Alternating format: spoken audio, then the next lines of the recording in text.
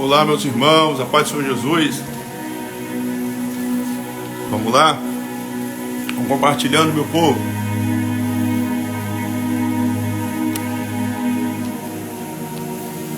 Irmãos, eu entrei aqui agora ao vivo, a live caiu, mas vamos já entrar nesse estudo aqui acerca do Tribunal de Cristo. Vamos lá.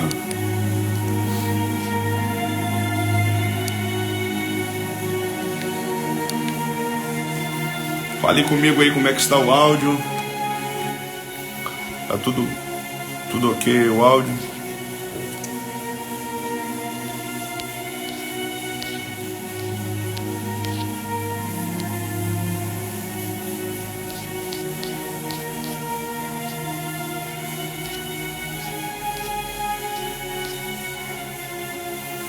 Vamos lá.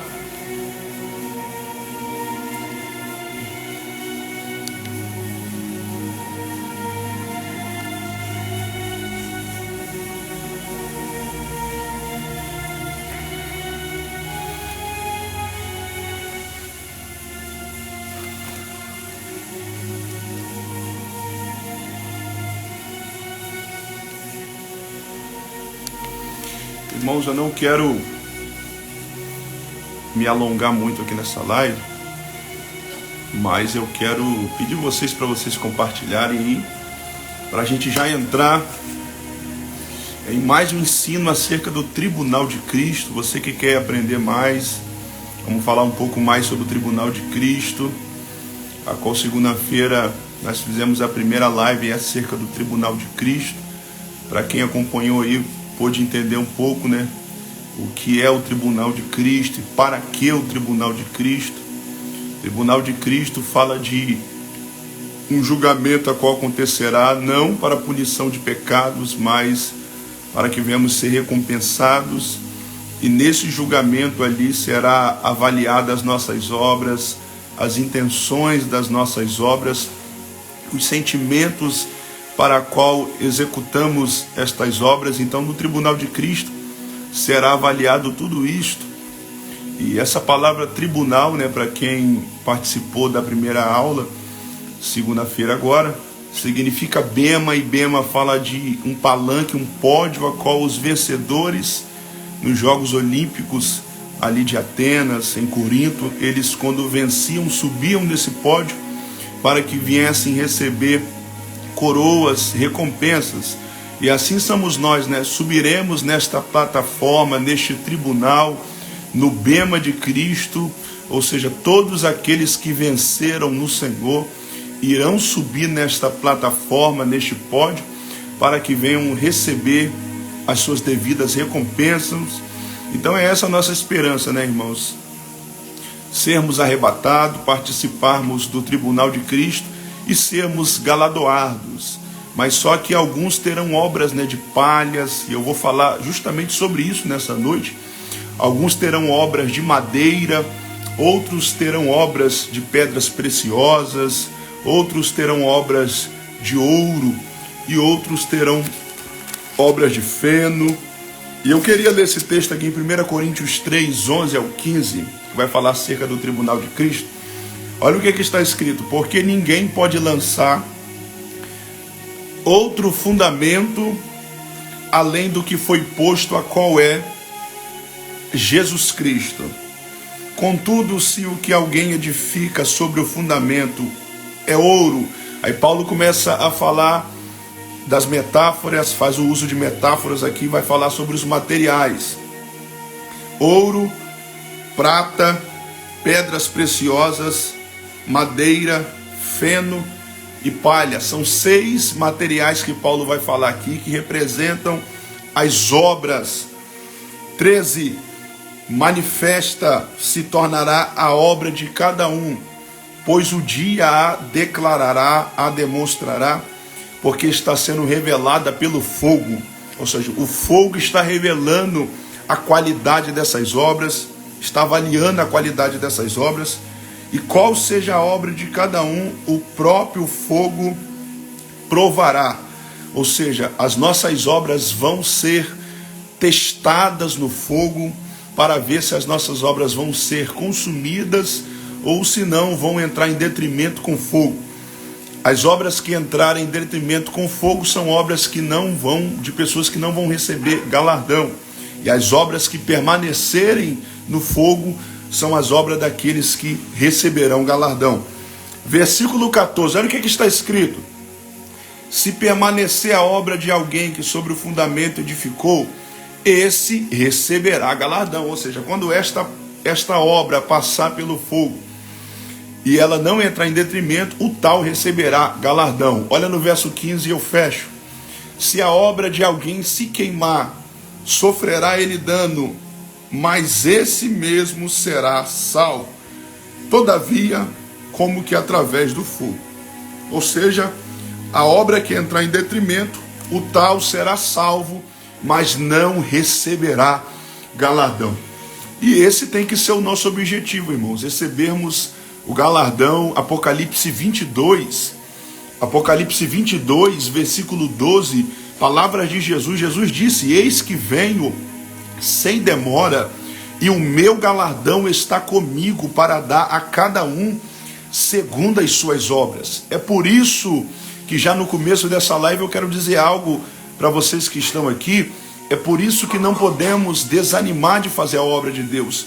Por isso que eu estou nessa batida há anos aí na presença de Deus, na obra de Deus, e não penso em recuar, não penso em voltar para trás em hipótese alguma, porque eu creio e acredito que a minha recompensa não vem do homem.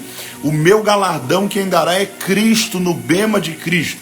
É por isso que não devemos desanimar em trabalhar em prol do reino e servir a Deus, porque embora o homem não possa te valorizar, o homem não possa te dar aquilo que você almejava, que você esperava dele, mas você precisa entender que no tribunal de Cristo, o próprio Cristo Jesus vai quitar toda essa dívida. Aí eu me lembro da parábola que está lá em Lucas capítulo 10, versículo 35, essa parábola é uma parábola muito conhecida, a parábola do bom samaritano. Olha o que vai dizer na parábola do bom samaritano em Lucas capítulo 10, versículo 35. Olha o que está escrito em Lucas capítulo 10, versículo 35.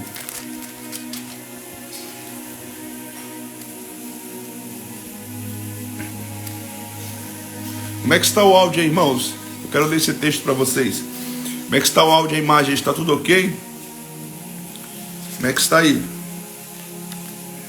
Lucas 10, 30 ao 35.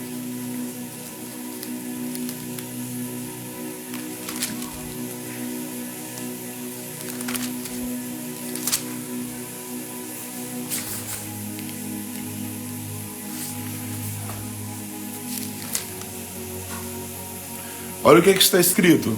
Lucas 10, 30 ao 35. Jesus prosseguiu dizendo: certo homem descia de Jerusalém para Jericó e veio a cair em mãos de salteadores, os quais depois de tudo lhe roubaram e lhe causaram muitos ferimentos.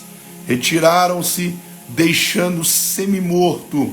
Casualmente descia um sacerdote por aquele mesmo caminho, e vendo-o passou de largo, passou de longe.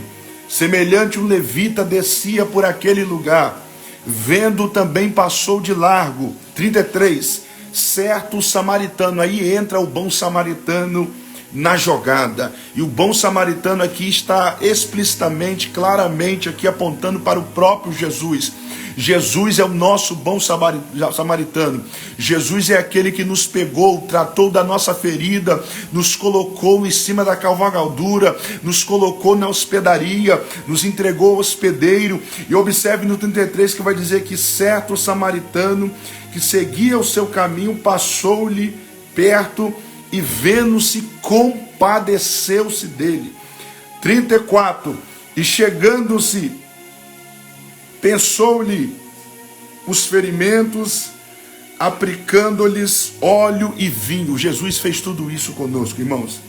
E colocando sobre o seu próprio animal, levou para uma hospedaria. Olha que lindo esse texto, irmãos. Lucas 10, 30 ao 35. E tratou dele. 35 agora. No dia seguinte, Lucas 10, 35. No dia seguinte, tirou 2 denários e os entregou ao hospedeiro. Eu quero classificar aqui esse hospedeiro como eu e você. O bom samaritano aqui representa Jesus Cristo. Então Jesus, ele entregou 2 denários ao hospedeiro. E Jesus disse, o bom samaritano disse: cuida deste homem, e se alguma coisa gastares a mais, eu, quando voltar, irei te pagar. Olha que lindo isso, irmãos. Então um bom samaritano pegou aquele homem ferido, machucado, colocou óleo sobre ele, colocou ele em cima da cavalgadura, levou ele lá para a hospedaria, entregou ele, a responsabilidade da vida daquele homem estava sobre o hospedeiro. Só que o bom samaritano disse bem assim para o hospedeiro: cuida dele. E deu 2 denários e disse: quando voltar, eu te pago. Porque no 35, olha o que Jesus disse. Olha o que Jesus disse: cuida deste homem, se alguma coisa gastares a mais, eu, quando voltar, irei te pagar. Isso daqui, irmãos, aplicando para a nossa caminhada cristã, para o serviço em prol do reino e pela obra de Cristo Jesus, a qual trabalhamos, somos cooperadores dessa obra. E observe, irmãos, que assim somos nós. Cristo, nós somos os hospedeiros. Cristo, ele nos entregou uma missão de pregar o evangelho, de ganhar almas. Só que, observe que o bom samaritano disse para o hospedeiro: você irá gastar mais, mas eu, quando voltar, eu irei te pagar. Isso vale para a nossa vida, irmãos, pois também gastamos saúde, gastamos a mente. Muitas das vezes temos que abdicar de algumas coisas, e muitas das vezes a terra, em hipótese alguma, nem muitas das vezes a terra não poderá quitar essa dívida. Essa dívida só será quitada no bema de Cristo, no tribunal de Cristo. Por isso que não podemos desanimar de fazer a obra de Deus, porque embora aqui na terra não vemos receber recompensa humanas que tanto a gente almeja, quantas das vezes, irmãos, a gente olha para pessoas e a gente vê ingratidão, a gente às vezes chega até a desanimar, até mesmo a se abater por causa do ser humano, porque o ser humano é ingrato, o ser humano você faz para ele e ele não te retribui. E a ingratidão é uma coisa terrível, irmãos. Tem pessoas que você vai ajudar, você vai cuidar, você vai tratar, você vai estar ao lado dele, dela nos momentos mais caóticos, mais difíceis da vida dele, dela, e quando você menos esperar, ele vai ter ingratidão com você. Então na obra de Deus nós sofremos ingratidão, nós sofremos a dor da traição, e não podemos desanimar, porque no tribunal de Cristo receberemos o galardão. Jesus disse em Apocalipse 22, 12: eis que cedo venho, e o meu galardão está comigo para dar a cada um segundo as suas obras. Então nesse tribunal de Cristo, é um tribunal para sermos galardoados, para sermos recompensados, porque a terra não pode quitar essa dívida, mas no bema, no pódio de Cristo, o próprio Senhor Jesus vai se encarregar de nos recompensar o trabalho, o serviço que temos prestado aqui na terra em prol do reino de Deus. Isso que é extraordinário, irmãos, entendermos isso. É por isso que Paulo vai dizer em Colossenses 3, 23, 23 e 24, que não devemos fazer pensando em receber dos homens, mas entendermos que estamos fazendo para Deus e que é dele que iremos receber o galardão. E tudo quanto fizerdes, fazeis para o Senhor, porque recebereis do Senhor o vosso galardão. Colossenses 3, 23, Apocalipse 22, 12, vou repetir novamente. Jesus disse: eis que cedo venho, e a recompensa quem vai dar sou eu irei retribuir a cada um segundo as suas obras. Esse é o propósito do tribunal de Cristo: sermos galardoados, sermos recompensados após o arrebatamento da igreja, após a subida da igreja rumo ao céu e à eternidade. Haverá um bema, haverá um tribunal. Isso é conversa fiada, irmão. Já vi pessoas falar sobre um telão, e isso não existe, irmãos. Não existe um texto que vai falar acerca disso. Pelo contrário, as nossas obras serão avaliadas pelo fogo. Como assim? O fogo, ele penetra, ele revela. Isso fala da onisciência de Cristo Jesus. Não tem essa de telão. Pelo contrário, todos nós teremos que comparecer perante o tribunal de Cristo. Romanos 14, versículo 10, 2 Coríntios 5, 10, Paulo vai dizer: importa que todos nós vamos comparecer perante o tribunal de Cristo. E nesse tribunal, pessoas irão apresentar obras de palha, pessoas irão apresentar obras de madeira, pessoas irão apresentar obras de feno, de ouro, de prata, de pedras preciosas, de madeira. Agora observe, irmãos, eu fiz aqui algumas anotações e eu prometo não me alongar. Vou compartilhando essas lives. Olha só, as nossas obras estarão em julgamento.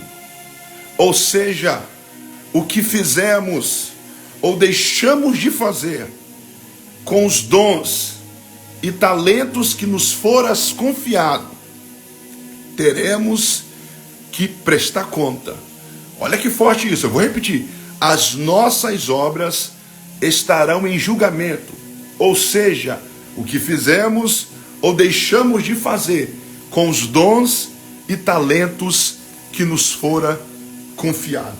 Deus, ele nos confiou talentos. Mateus 25, 14. Lucas 19, 13.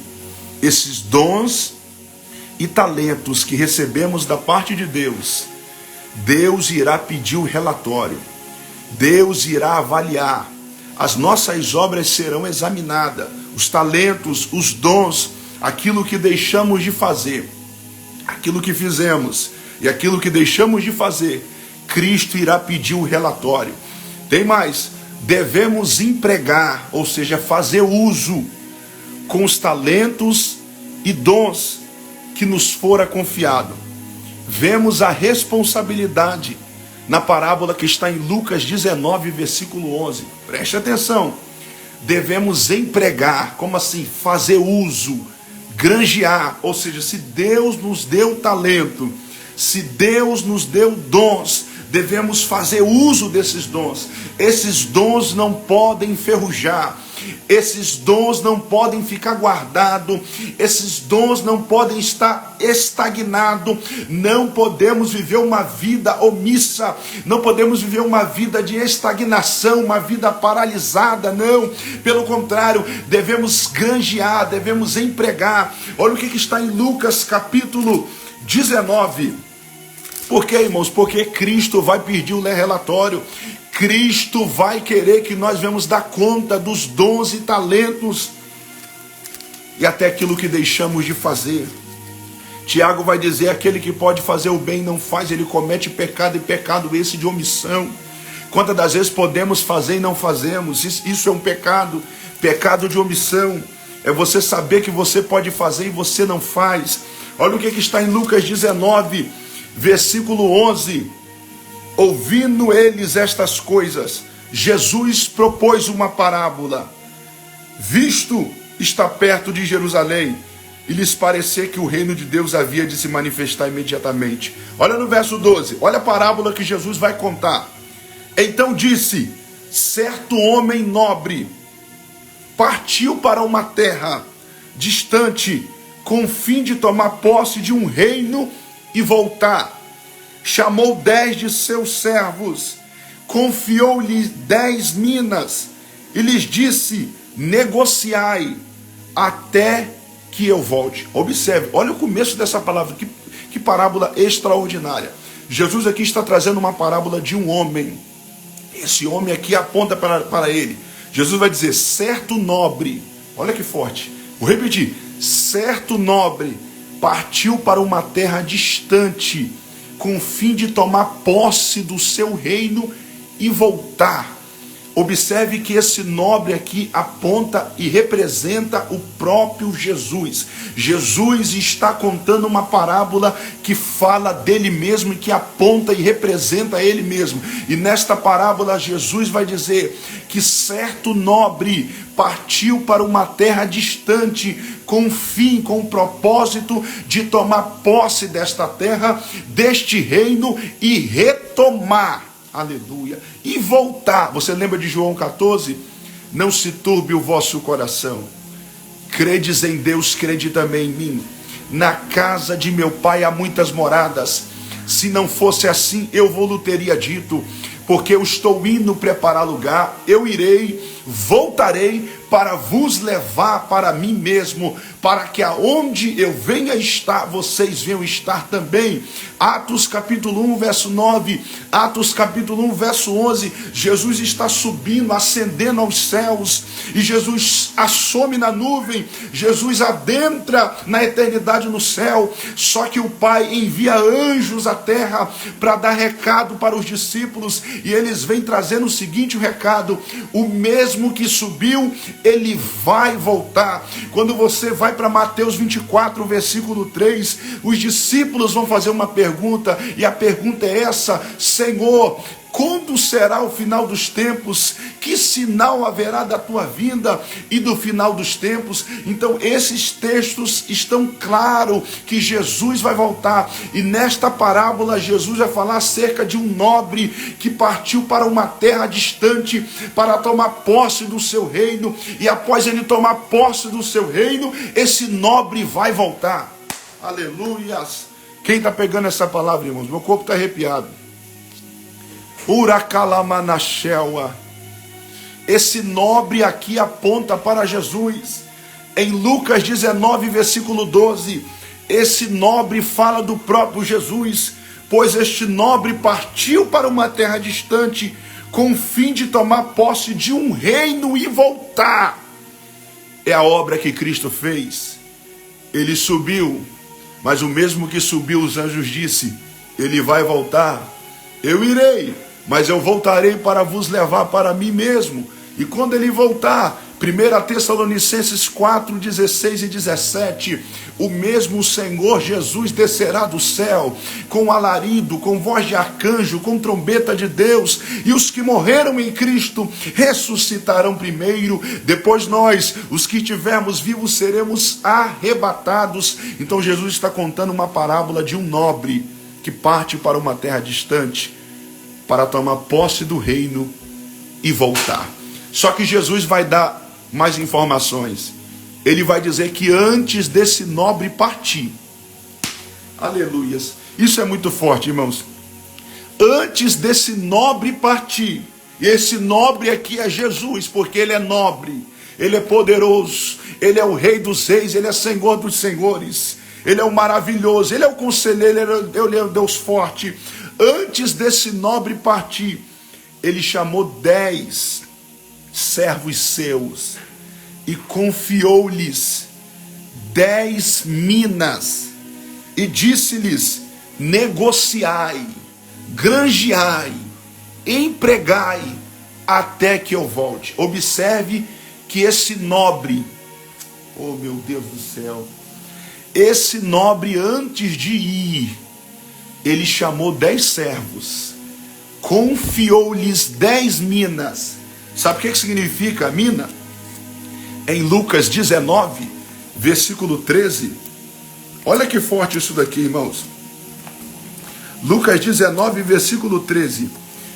Uma mina era uma moeda grega que valia 100 dracmas. Uma mina era uma moeda grega que valia 100 dracmas. Vou repetir. Uma mina era uma moeda grega que valia 100 dracmas. Agora, o que é uma dracma? Quantos vale uma dracma? Uma dracma é o preço de um trabalho, de um dia, de um operário, de um trabalhador naquela época. Observe que essas minas eram valiosas. E Jesus chamou 10 servos seus, Uracalamanachel.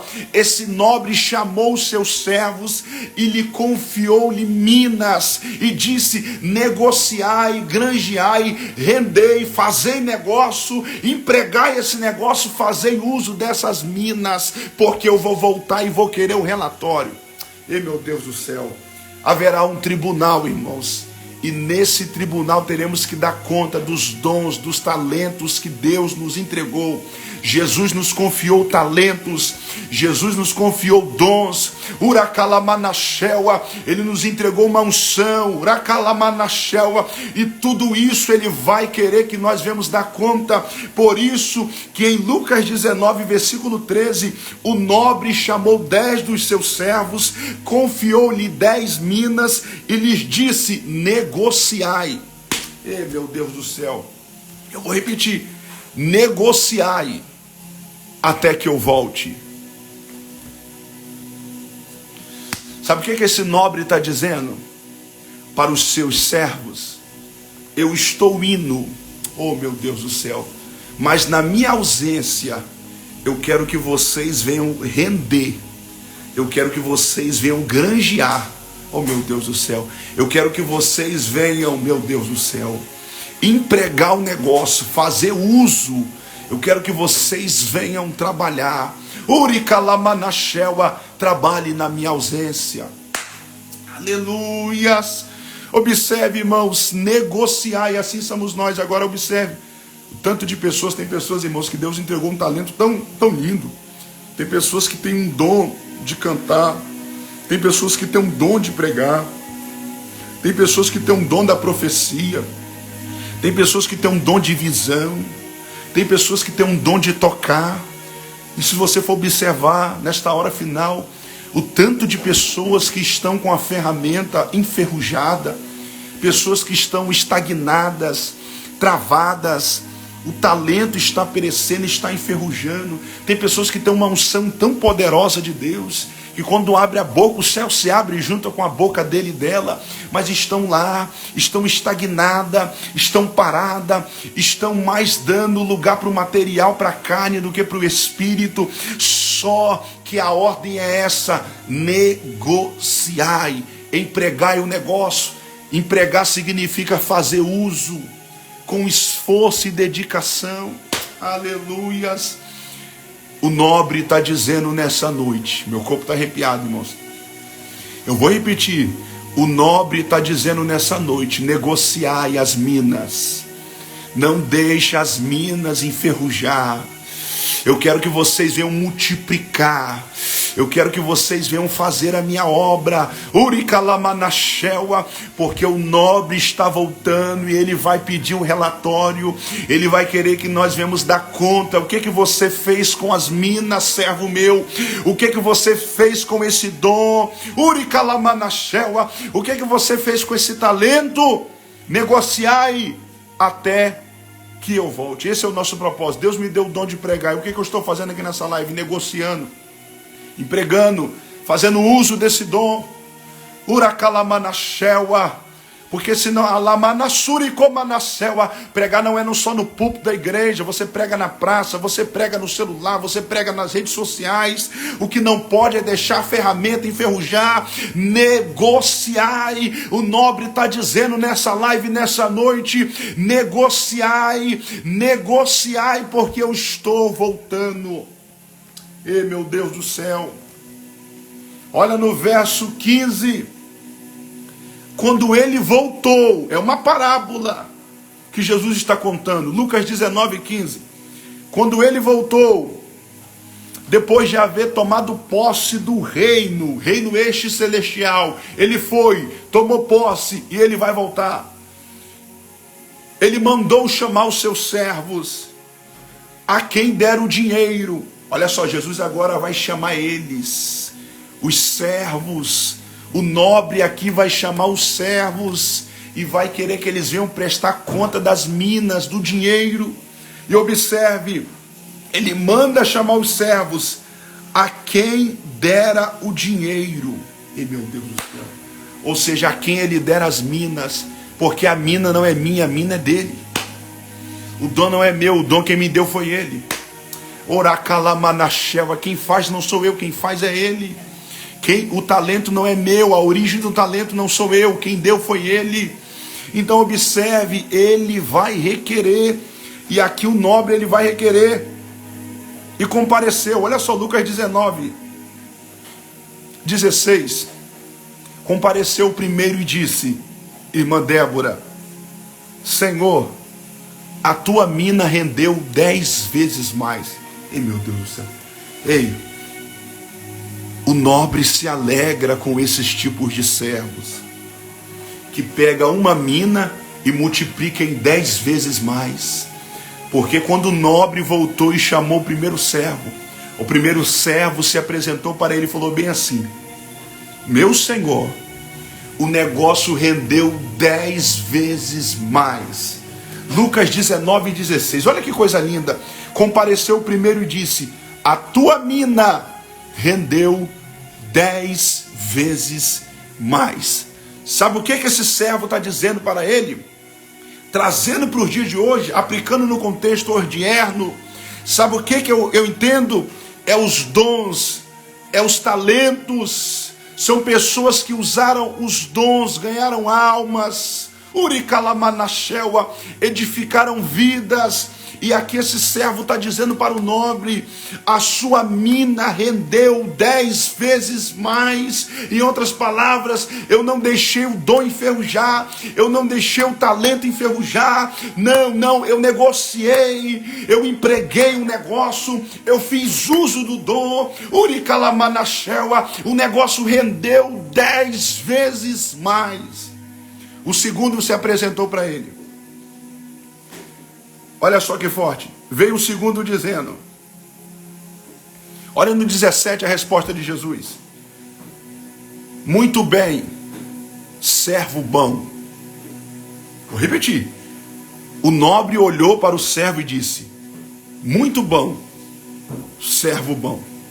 Muito bem, parabéns, servo bom. Meu Deus do céu. E se eu te falar que na obra de Deus tem servos ruins e servos bons? Tem pessoas que trabalham e tem pessoas que dão trabalho. Eu vou repetir. Você já reparou que na obra de Deus tem pessoas que dão trabalho e tem pessoas que trabalham?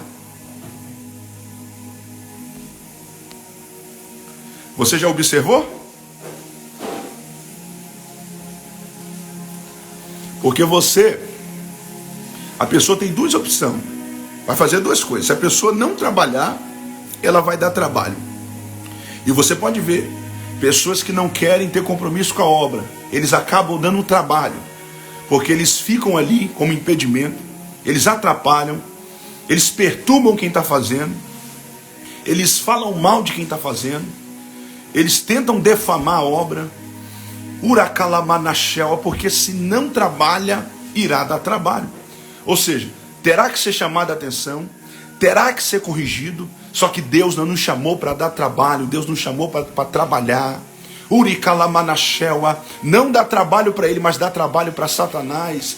Devemos trabalhar para Jesus e dar trabalho para Satanás. Trabalhar para Jesus e dar trabalho para Satanás. Só que nessa hora final tem pessoas dando trabalho para Jesus e trabalhando para Satanás.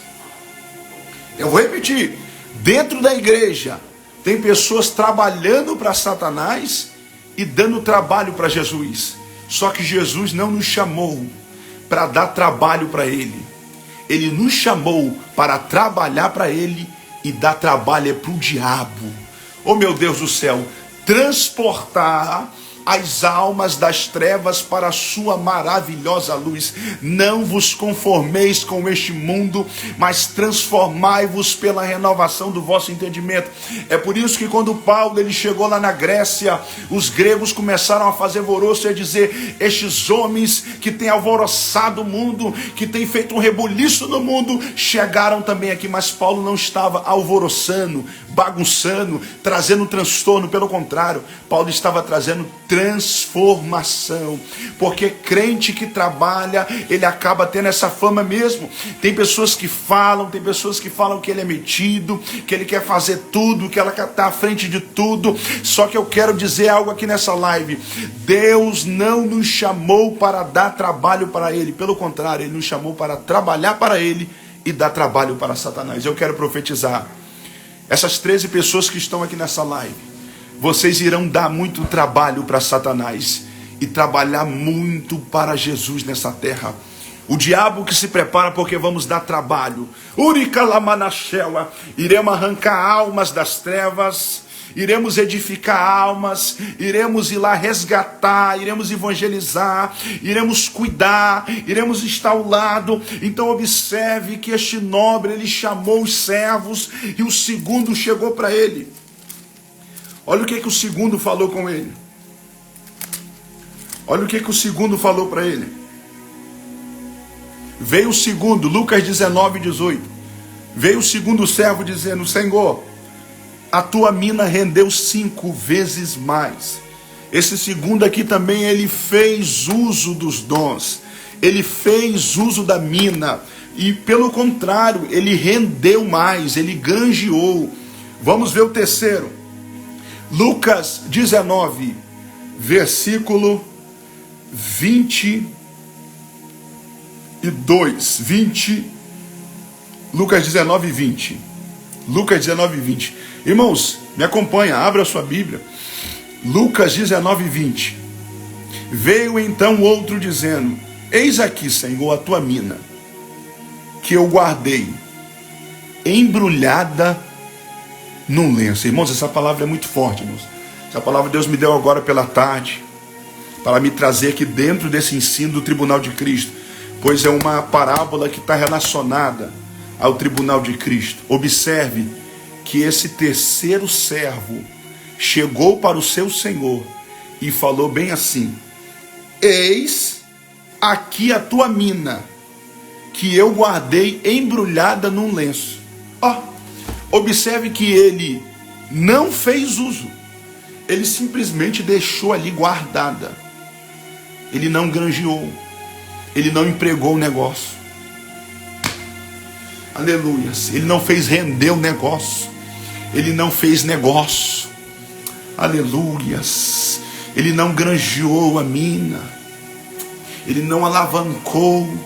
Ele tem a coragem de chegar para o nobre e falar: olha aqui a mina, ela ficou guardadinha num lenço. Agora, o tanto de crente que tem deixado os dons guardados em um lenço, o tanto de crente que tem deixado os talentos guardados, meu Deus do céu, o tanto de crente que tem guardado a chamada embrulhada em um lenço, o dom embrulhado em um lenço. É por isso que Paulo ele exorta Timóteo e diz: Timóteo, desperta, põe para fora, aviva, reavives essa chamada, esse dom. Desperta o dom que está dentro de você, Timóteo. Tem muitas pessoas, irmãos, que estão com o lenço embrulhado, guardado, aleluias, que guardaram embrulhado em um lenço. A mina está ali embrulhada, nem vai nem fica ali estagnado. Oh meu Deus, você já reparou que tem pessoas assim na igreja, que nem vai nem fica, nem vai nem sai de cima? São pessoas que ficam no meio termo. É como a igreja de Laodiceia, não é quente nem frio, é morno. É igual o povo de Israel no período de Elias, cocheando entre Baal, entre Yahvé, entre Baal, entre Deus. Aleluia, eu estou sentindo ele aqui, irmãos. Quem está recebendo essa palavra aí? Quem está recebendo essa palavra? Comente aí. Oracalamanachela. Aleluias. Glória a Deus. esse servo, ele foi mau, ele foi ruim, porque ele não granjeou o negócio. Ele não granjeou o negócio. Olha o que esse servo diz: pois tive medo de ti, que és homem rigoroso, tiras o que não puseste, e ceifas o que não semeaste. Ou seja, o nobre, aquilo que ele não havia colocado, ele arrancava, e aquele a qual nem semeava, ele também ceifava. Aí esse servo olhou para o nobre e falou bem assim: eis que o Senhor é homem rigoroso. Isso é uma desculpa, irmãos. Eis que o Senhor é um homem rigoroso. O Senhor tiras o que não pusestes e ceifa o que não semeaste. Isso aqui é uma desculpa para esconder a preguiça. Ei, meu Deus do céu. Rapaz, a Bíblia é extraordinária. Sabe como que eu aplico um texto desse daqui? Você já viu aquelas pessoas na igreja que usam a seguinte desculpa: a obra está muito dura, a caminhada não é fácil, eu vou descansar, os dias são maus, e não fazem nada. A obra de Deus é espinhosa, e não fazem nada, mas é tudo para usar de desculpa para esconder a preguiça. Isso são pessoas preguiçosas na obra de Deus, pessoas que não têm prazer em trabalhar para Deus. Uricalamanachela, não são cooperadores, não querem granjear, não querem negociar, preferem deixar as minas embrulhadas num lenço guardado, não quer negociar, não quer render, não quer fazer uso das minas, dos dons, dos talentos, não querem abrir culto, não querem pregar, não querem compromisso com a obra, e ainda usa a seguinte desculpa: eu sou crente de banco. Infelizmente, irmãos, vivemos uma geração assim, de pessoas que não granjeiam, pessoas que têm embrulhado as minas no lenço. E observe, irmãos, que isso é uma desculpa. Uma desculpa, irmãos. Uma desculpa. Olha aqui no versículo 21. Vou repetir: porque tive medo de ti. Observe que esse servo, ele está dizendo para o nobre: eu tive medo de ti, que és homem rigoroso, tiras o que não pusestes e ceifas o que não semeastes. Olha o que o nobre vai responder para esse servo preguiçoso. Respondeu-lhe: servo mau. Para os que granjearam, ele disse: servo bom. Para os que não fazem nada, ele diz: servo mau. E meu Deus, quem está pegando isso? Por tua própria boca te condenarei. Sabias que eu sou homem rigoroso, que tiro o que não pus e ceifo o que não semeei? Por que não puseste o meu dinheiro num banco, e então na minha vinda o receberia com juros? Sabe o que esse nobre está dizendo para esse servo ruim, que não quer fazer a obra, que não fez a obra? Por que você não deixou o dinheiro no banco para poder render juros? Você preferiu deixar enferrujar.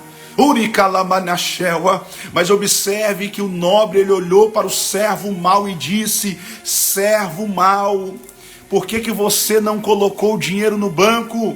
Meu Deus do céu, meu Deus do céu. Olha o que ele diz: por tua própria boca te condenarei. Porque as palavras desse servo aqui foram palavras horríveis, irmãos. Ele olhou para o nobre e falou bem assim: eu tive medo de ti, porque tu és homem rigoroso, tu és homem que arranca aquilo que o Senhor não colocou, e o Senhor mete o facão mesmo, o Senhor mete o machado naquilo que não está dando fruto. Então ele está querendo dizer: é por isso que eu não granjeei, eu tive medo. Aí o nobre olhou para ele e falou bem assim: eu vou te condenar pelas suas próprias palavras. E Deus me dava uma interpretação, trazendo para o dia de hoje, dentro disso daqui. Deus vai julgar nós, eu estou falando para aqueles que pregam também, pela própria mensagem Deus vai nos julgar.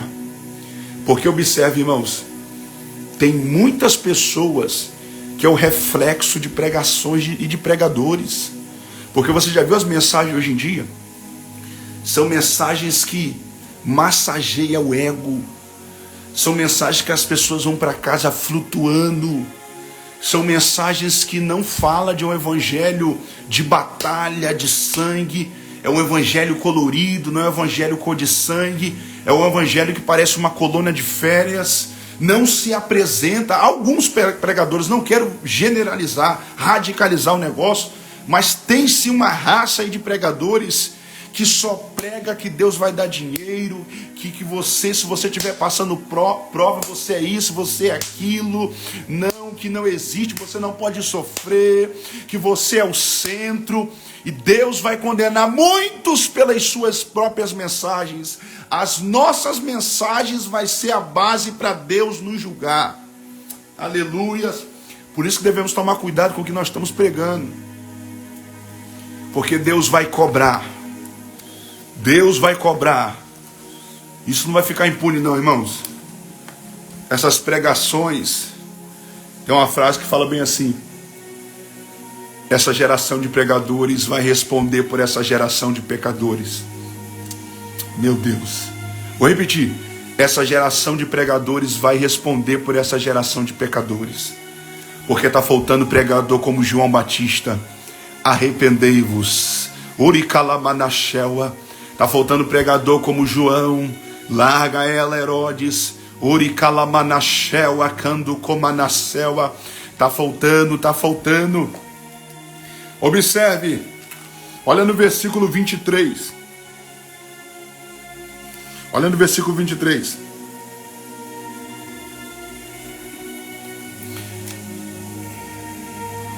Lucas 19, 23. Porque não pusestes o meu dinheiro no banco. Lucas 19, 23. E então na minha vinda o receberia com juros. Olha no 24. E disse aos que assistiam: tirai-lhe a mina e dai-a ao que tem as 10. Ou seja, tira desse servo ruim e dá para aquele que granjeou. Eles, porém, ponderaram: Senhor, ele já tem 10. Olha o que esse nobre fez. Ele falou bem assim: tira a mina desse servo ruim e dá para o servo bom que granjeou, que trabalhou. Aí os outros questionaram e falaram bem assim: Senhor, mas o que já tem 10, que granjeou, ele já tem. Olha a resposta de Jesus. Lucas 19, 26. Eu vos declaro, todo o que tem, dar-lhe-á-se-á mais, e ao que não tem, até o que tem, lhe será tirado. Isso daqui é muito forte, irmãos. Esse texto aqui é muito forte, porque nesta parábola, Jesus está contando uma parábola de um nobre que ele saiu para uma terra distante para tomar posse do seu reino. Isso aponta para ele mesmo. E após esse nobre tomar posse do seu reino, ele retornou e ele veio ali e pediu o relatório dos servos, a qual antes dele partir ele havia confiado minas. E após ele conferir, 2 granjearam, o outro não, que foi esse servo mau. E agora no final o nobre olhou para o servo mau e falou bem assim: tira a mina dele e dá para o que já tem. Aí alguém ponderou no meio e falou bem assim: mas ele já tem. Aí Jesus vai explicar e fala bem assim: meu Deus do céu, porque até o que ele não tem lhe será tirado, e aquele que tem, quanto mais ele tem, mais lhe será dado. Isso aqui você aplica em vários sentidos.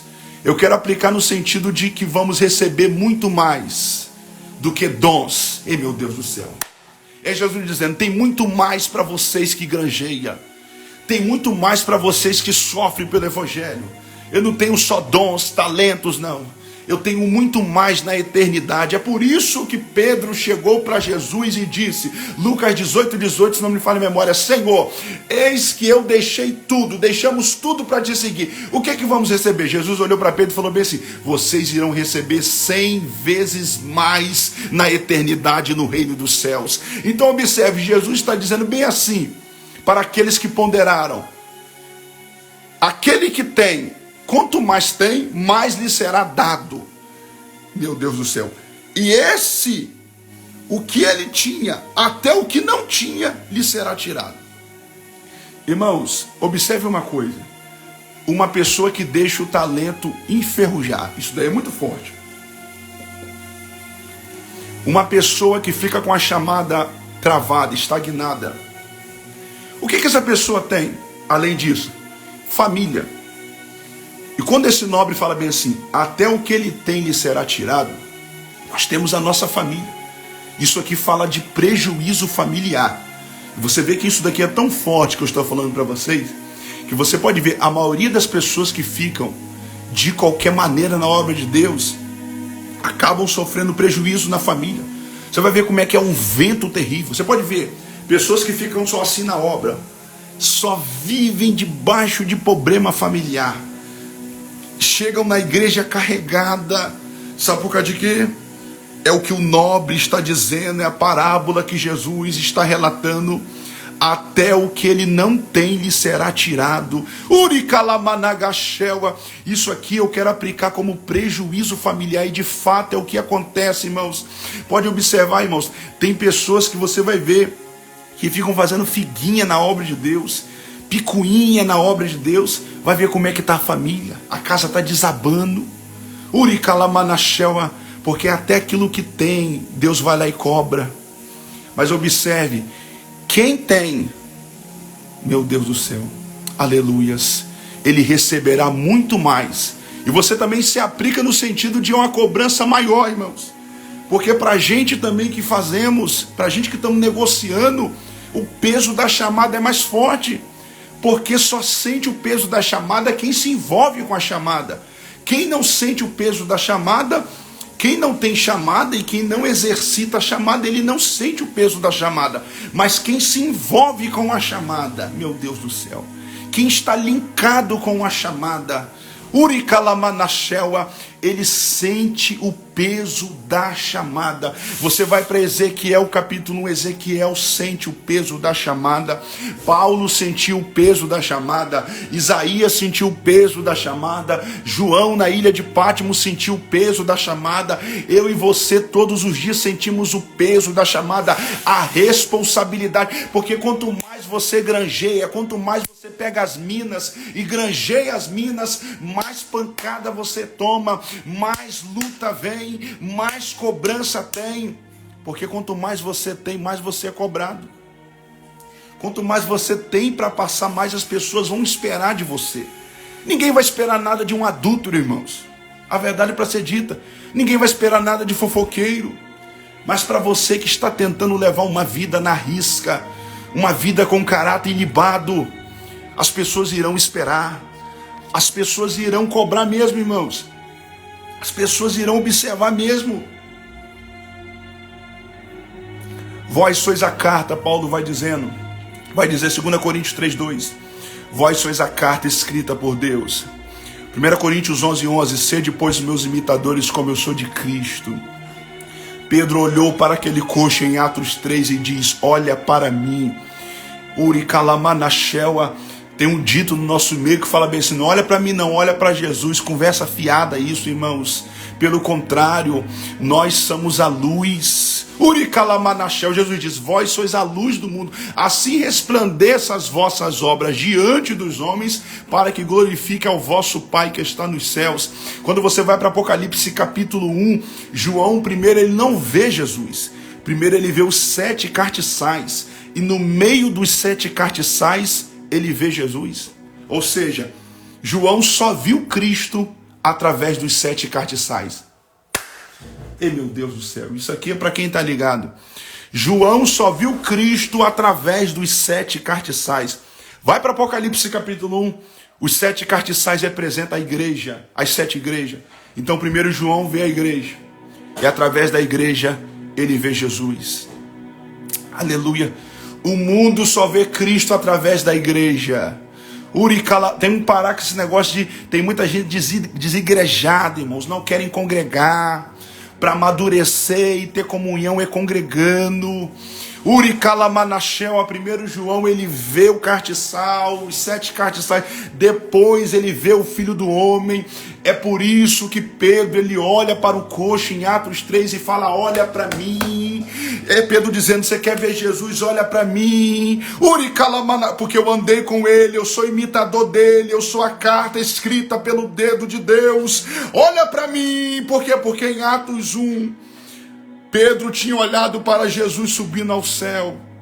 E como ele tinha olhado para Jesus subindo ao céu, ele agora tem autoridade, legalidade e moral para falar, olha para mim. Uricalamanachel.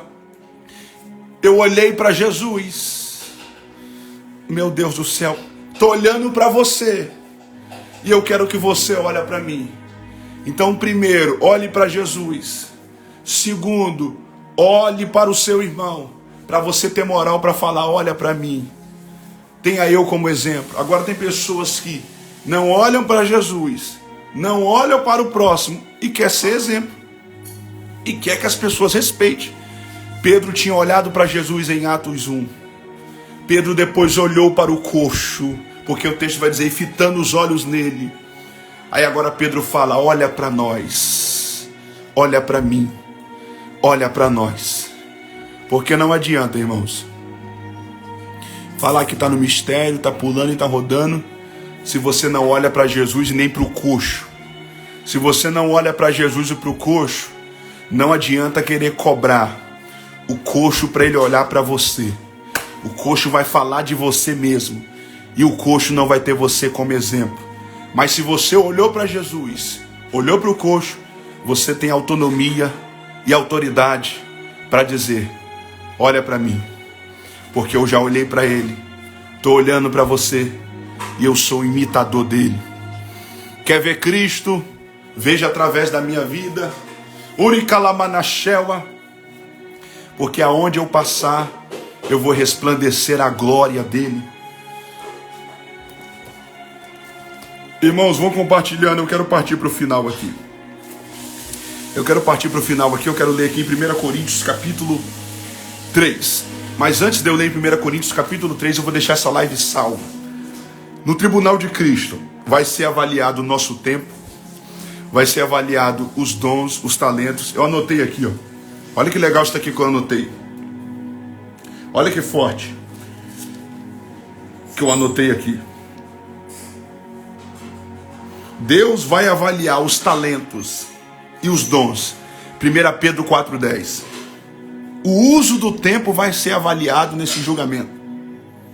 Efésios 5,16 vai dizer bem assim: aproveite a oportunidade ao máximo. Remina em todo o tempo.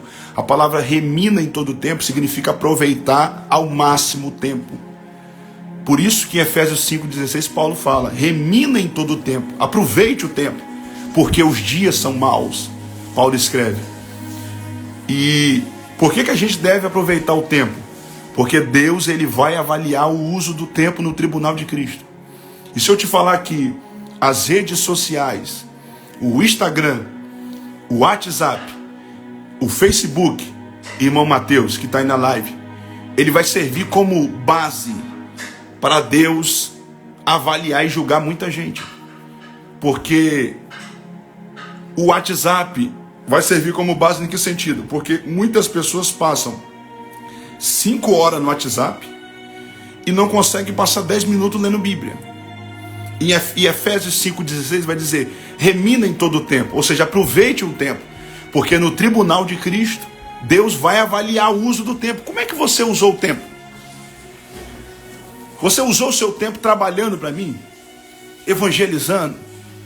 Pregando? Postou coisa que presta? Irmãos, eu fico olhando, tem pessoas que ficam mais de 10 horas, irmãos, no Instagram. Eu falo isso que tem. Pessoas que ficam mais de 10 horas ali, ó. Mais de 10 horas ali acompanhando o status do outro ali, ó. Coisa que não edifica nada. Seguindo blogueirinho, blogueirinha. É tempo perdido, irmãos. É por isso que Efésios 5,16 Paulo vai dizer, remina em todo o tempo. Ou seja, aproveite o tempo ao máximo. Porque o tempo ele não volta. Daqui a pouco eu vou acabar esta live aqui, vou deixar ela salva. Esse tempo não volta mais. E eu estou aproveitando esse tempo aqui para fazer uma live aqui. Você imagina se eu estivesse agora perdendo tempo com Instagram, perdendo tempo com coisa que não presta. Você vê crente que fica agarrado em jogos, irmãos. Em jogos. Joguinho ali no celular, tem. Já lidei com situações de crentes assim. Jovens até na igreja. Ficam ali, perdendo tempo. Aí chega na igreja e fica morrendo espiritualmente. Não fala em língua, não é batizado. E fica com o ministério travado, a vida travada. É por isso que Paulo diz, Efésios 5,16, remina em todo o tempo, aproveite o tempo ao máximo, porque no tribunal de Cristo, Jesus vai avaliar o uso do nosso tempo. Você usou o seu tempo para quê? Para mim ou para coisas que não edificou você com nada? Também vai ser avaliado, irmãos, os 12 talentos, 1 Pedro 4:10. E eu quero partir para a parte final aqui, 1 Coríntios 3 e finalizar a live. Abra sua Bíblia em 1 Coríntios 3, está aí fixado nos comentários, 1 Coríntios 3, 13 ao 11. Eu quero fazer a exposição rapidamente aqui do versículo 11 ao 15. E eu quero fechar nessa noite sobre o tribunal de Cristo. Eu creio que ficou bem claro. Já é a segunda live que eu estou falando acerca do tribunal de Cristo. E aqui a gente vai, né, irmãos? Deus vai trazendo algumas lições também. 1 Coríntios 3:11. Olha o que está escrito em 1 Coríntios 3:11. Porque ninguém pode lançar outro fundamento, além do que já está e já foi posto, o qual é Jesus Cristo. Paulo está dizendo que ninguém pode lançar outro fundamento. Nós temos que parar com isso. Eu já quero aplicar algo aqui. Tem pessoas que têm lançado fundamento errado. Tem pessoas que têm apoiado, construído, edificado sobre um fundamento que é errado. Meu Deus do céu. Precisamos edificar nossa casa sobre um fundamento que existe só um, que é Cristo Jesus. É por isso que Paulo vai dizer, ninguém pode lançar outro fundamento, o qual já foi posto, que é Jesus Cristo, Cristo Jesus. Pois ele é a pedra. A igreja não está fundada, meu Deus do céu, sobre ícones gospel. A igreja não está ali, irmãos, fundada, edificada sobre Papa, sobre Pedro. A igreja foi edificada sobre Jesus Cristo. Ele é a pedra. Mateus 16:18. Jesus olhou para Pedro e falou, sobre esta pedra eu edificarei minha igreja. A pedra ali é o próprio Jesus. E Jesus disse, e as portas do inferno não prevalecerão contra ela. 1 Coríntios 3:11, Paulo vai dizer, ninguém pode lançar outro fundamento, o qual já foi posto, que é Cristo Jesus. Aí agora Paulo vai falar, vai fazer uso de metáforas e vai começar a falar de alguns materiais que representam as obras daqueles que vão estar no tribunal de Cristo. Olha no verso 12. Contudo, se alguém edificar sobre o fundamento ouro, prata, pedras preciosas, madeira, feno e palha, manifesta se tornará a obra de cada um, pois o dia a revelará, a demonstrará, porque está sendo revelada pelo fogo, e qual seja a obra de cada um, o próprio fogo revelará e provará. Observe que nós estamos sobre esse fundamento. Essa mão aqui é o fundamento e o fundamento é Jesus. Só que precisamos tomar cuidado. Qual é o tipo de edifício e o material que estamos construindo a casa, o edifício sobre esse fundamento? É material de ouro? É material de prata? É material de pedras preciosas? Ouro, se passar pelo fogo, não entra em detrimento. Prata, se passar pelo fogo, não entra em detrimento. Pedras preciosas também o fogo não consome. Mas agora, se é material de palha, na hora que for provado no fogo, vai ser consumida. Se for madeira, na hora que passar pelo fogo, vai ser consumida. Se for feno, na hora que passar pelo fogo, vai ser consumida. Agora observe que Paulo vai dizer, o fogo vai provar. Você lembra de Apocalipse capítulo 1, olhos como chama de fogo. Se você for pegar a simbologia do fogo, o fogo ele penetra, o fogo ele revela, aleluias, o fogo fala da onisciência de Cristo. Por isso que nas cartas, em Apocalipse 2 e 3, Jesus sempre se apresenta: eu conheço as tuas obras, eu conheço as tuas obras. Isso fala da onisciência de Cristo. Só que na hora que essas obras forem provadas pelo fogo, ali não tem como ocultar nada, ali não tem como esconder nada. O fogo vai revelar, o fogo vai declarar a qualidade do material. Se é palha, se é madeira, se é feno, se é pedra preciosa, se é prata, se é ouro. Agora observe, irmãos. Olha o que está escrito no verso 14. Se permanecer a obra de alguém que sobre o fundamento edificou, esse receberá galardão. Ou seja, se o material não entrar em detrimento, o tal vai receber galardão. Agora, se o material for consumido pelo fogo, o tal não recebe galardão. Mas olha o que acontece. Verso 15.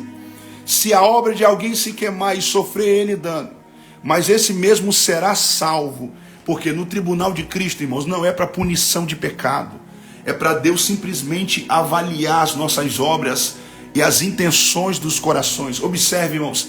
Isso aqui fala de avaliar sentimentos. 1 Coríntios 4:5 vai dizer que no tribunal de Cristo, Jesus vai avaliar as intenções, ou seja, pessoas que ganharam almas, mas não tinham sentimento pelas almas que estavam indo na frente, pessoas que entregaram cesta básica, mas com sentimento de soberba, porque o problema não é só a qualidade da obra, não é só a ação de fazer a obra, mas é o sentimento que está proposto naquela obra, é o sentimento que você está exercendo naquela obra, é sentimento de humildade, é sentimento de amor, ou é sentimento de soberba, sentimento de contenda, sentimento de inveja, porque eu tenho que fazer melhor. Não, tudo isso vai ser passado pelo fogo, irmãos, porque aqui na terra, obras ficam ocultas. Você vê muita gente pregando, muita gente profetizando, mas muita gente pregando com sentimentos que não provém de Deus, muita gente fazendo missão com sentimentos que não provém de Deus, mas no tribunal de Cristo, o fogo vai revelar tudo.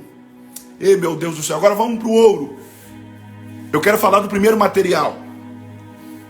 Terá lá crentes que irão apresentar o material de ouro. O que é ouro? O que representa ouro? Se você pegar o ouro fala da glória. Vou repetir. Ouro fala de glória. Êxodo 25. A arca era de madeira de acácia, mas revestida de ouro. A madeira de acácia fala da humanidade, daquilo que é frágil. O ouro fala daquilo que é resistível, fala da glória. Então, ouro na Bíblia fala de glória. Então vai ter crentes que vão ter obras de ouro, vão construir o material, edificar o material de ouro, irão chegar no bema de Cristo, irão apresentar materiais de ouro. Se ouro fala de glória, significa que são crentes que pregaram para a glória, cantaram para a glória, abriram a igreja para a glória, limparam, passaram pano na igreja para a glória, regiam um círculo de oração para a glória, postavam um vídeo de pregação dele para a glória de Deus.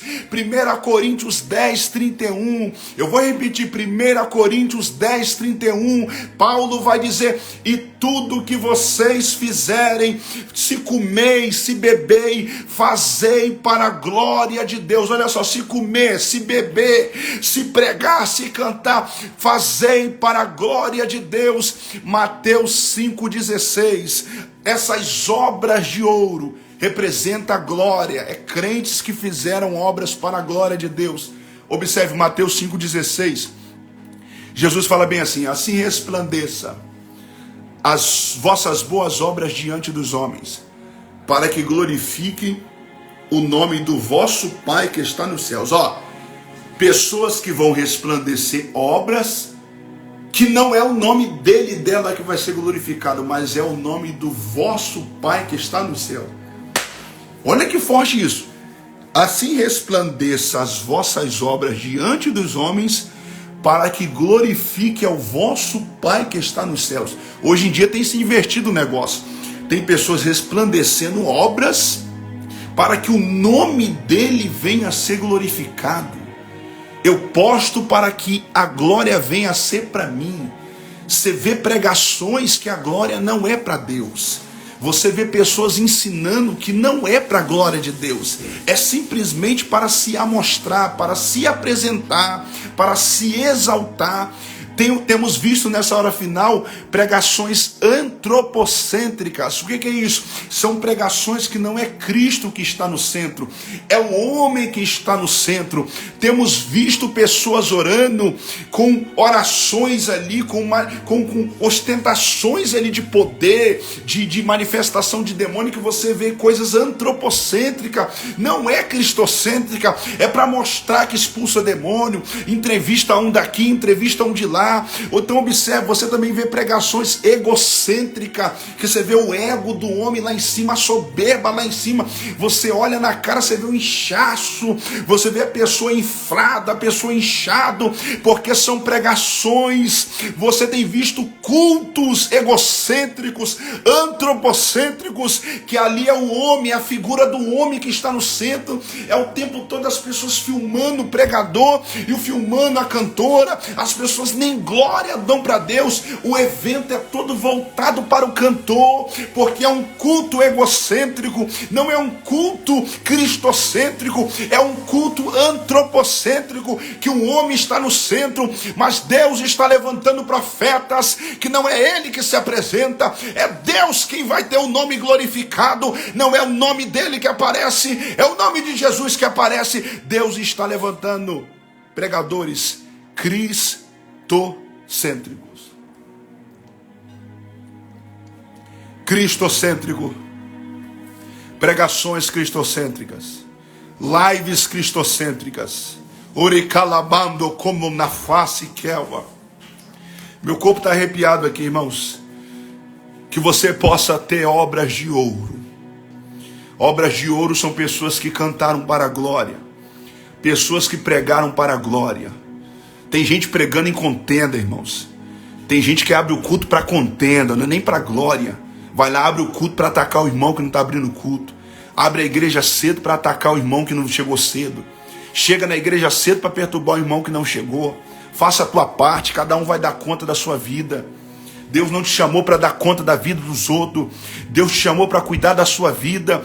Por isso que em Romanos 14:12, Paulo vai dizer, cada um vai prestar conta de si mesmo no tribunal de Cristo. No tribunal de Cristo não adianta querer olhar para a vida do irmão.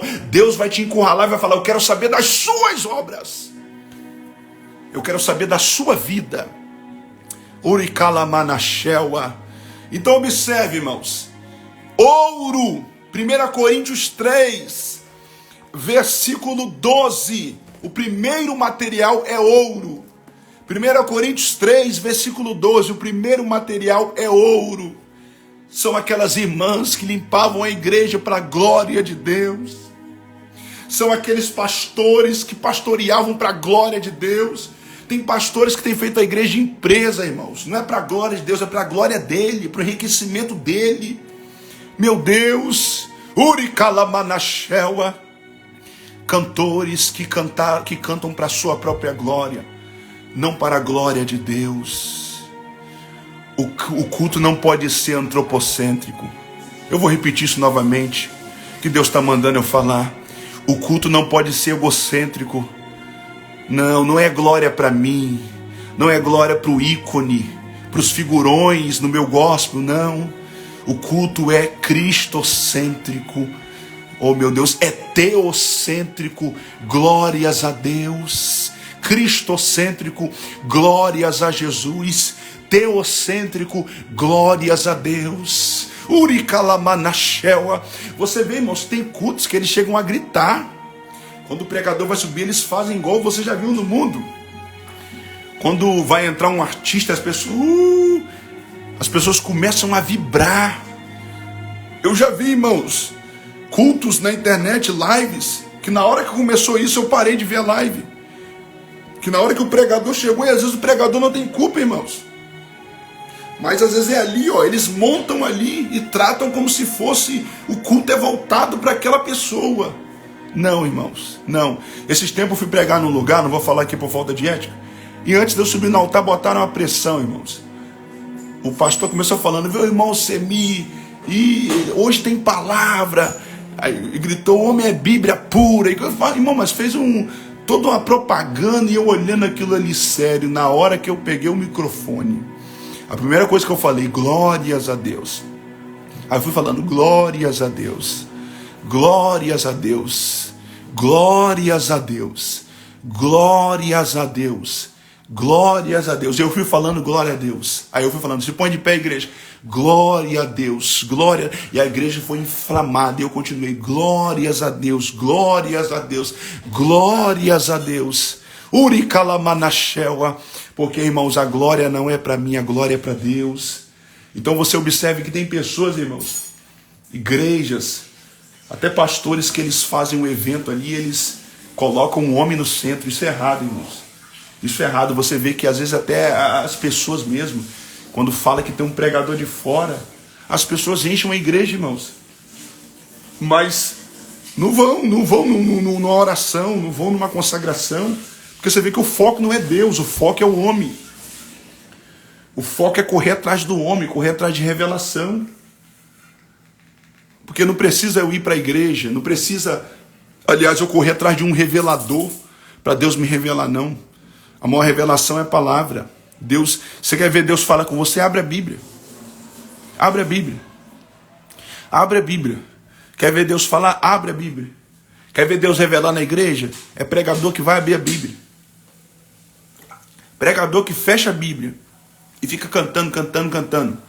O tempo todo. Canta. Já vi gente que vai pregar que canta mais de 40 minutos e a Bíblia fechada o tempo todo. Aí depois revela, e no final, quando o povo já está com sono, com fome, tudo junto, aí vai lá e prega. E 2 minutos ainda. Aí tem pessoas que saem ainda falando. Deus falou tremendamente. Deus não falou, irmãos. Quem falou foi o homem. Deus fala quando a Bíblia está aberta. Uricalamanachela. Quer ver Deus falar profundamente? É a Bíblia aberta. Porque Isaías 55:11. Assim será a palavra que sair da minha boca, disse Deus. Não é a palavra que sai da boca do pregador que volta vazia. É a palavra de Deus que não volta vazia. E pelo contrário, antes lhe fará o que lhe apraz e prosperará para aquilo a qual ela foi designada. Este é o poder da palavra de Deus. Então que possamos, eu quero partir para o final, ter obras de ouro. Anote isso aí. Ouro representa a glória. Anote aí. Anote assim, no tribunal de Cristo, o primeiro material, o ouro, representa a glória. Os crentes que pregaram para a glória. Os crentes que cantaram para a glória. Que nós possamos, irmãos, ser esses que vão ter obras de ouro. Que possamos continuar pregando para a glória de Deus. Humildade, simplicidade. Porque o evangelho ele é simples, irmãos. O evangelho não adianta querer enfeitar. Tem pessoa que quer enfeitar muito, irmãos. Não. Prega às vezes simples, mas cheio do Espírito Santo. Prata. Vamos lá, prata. Prata fala de redenção. Redimir. Redimir fala de resgatar. Comprar de novo. Ou seja, fala dos evangelistas. Esses que vão apresentar obras de prata são os crentes. Esses que vão apresentar obras de prata são os crentes que resgatavam. E meu Deus do céu. Eu vou repetir. Esses que vão apresentar obras de prata são os crentes que resgatavam aqueles que caíram. Porque temos vivido uma geração que aponta o dedo. Mas o evangelho não te ensina a fazer isso daqui. O evangelho te ensina a fazer isso daqui, ó. Porque Pedro, quando saiu do barco, Jesus não fez isso daqui. Quem fez isso daqui foi quem ficou dentro do barco, apontando o dedo. Com certeza falando lá, afundou. Não era para você ter ido, porque é fantasma. Bem feito, sabia que era um fantasma lá, caiu. Quem mandou você para frente? Aí enquanto tem gente apontando o dedo, Jesus vem e faz isso daqui, ó. Porque é Jesus dizendo, a religião ensina a apontar isso. O evangelho meu verdadeiro ensina a levantar, a estender a mão. E esses que têm obras de prata são os crentes que deixaram a comodidade do sofá. Ei, meu Deus do céu. Deixa eu pegar aqui. São os crentes que largaram isso daqui, irmãos, ó. Ó. Largaram o celular. Largaram isso daqui de ficar, ó, o tempo todo aqui, ó. E arregaçaram a manga e foram fazer a obra. Foram visitar, foram para o monte. Foram guerrear. Uricalamanachela. São os crentes que vão ter obras de prata. Prata fala de resgate. Uricalamanachela. No Antigo Testamento, a redenção acontecia por meio de compra. E comprava com prata. Êxodo 30:30, Levítico 5:15 ou 15:5.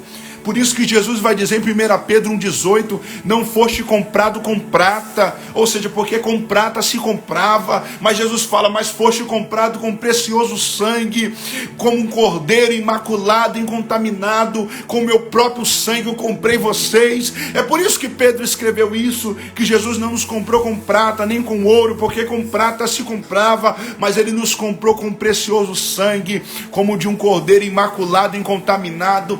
Então esses crentes que vão ter obras de prata no tribunal de Cristo, é os crentes como Filipe. Você lembra Filipe em Atos capítulo 8, versículo 26, em Atos 8:5 em diante, Filipe chegou em Samaria, Filipe era um dos 7 diáconos, Filipe começa a pregar, começa a expulsar demônio, começa a ganhar alma para Jesus, e ali uma multidão vai se formando diante de Filipe, e o texto chega a dizer, e as multidões estavam maravilhadas por aquilo que via e ouvia que Filipe realizava. Então Filipe está ali com um ministério muito forte, um ministério que tem multidões em volta dele, mas daqui a pouco vem o anjo e fala bem assim, Filipe, vai para o deserto de Gaza.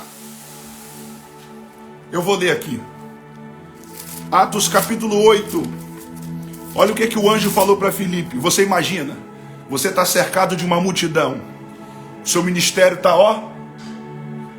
Aí daqui a pouco vem Deus, envia o anjo, em Atos 8:26, e o anjo falou a Filipe, Atos 8:26, desce e vai para o sul, para Gaza, porque Gaza se acha deserto. Ei, meu Deus do céu.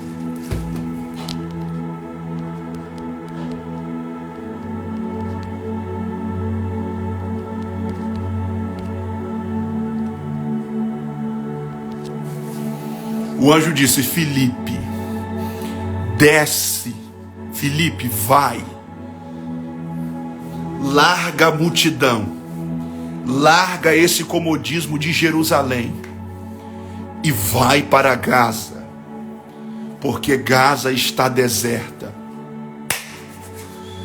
E Kamanagai de Comanacela, Gaza está o quê? Deserta. Em Gaza não tem cachê. Em Gaza não tem hotel de luxo. Em Gaza ele vai realizar um trabalho que não tem marketing. Uricalamanachela. Em Gaza vai ter um eunuco que estava vindo em um carro. E lá Filipe vai pregar, vai batizar e vai ganhar aquela alma para Jesus. Em Gaza não tem multidões. Em Gaza tem uma alma só. O problema dos pregadores de hoje em dia, que ele só tem ministério para Jerusalém, mas ele não quer ter ministério para Gaza. Você já viu essa geração de pregadores? Observa os stories.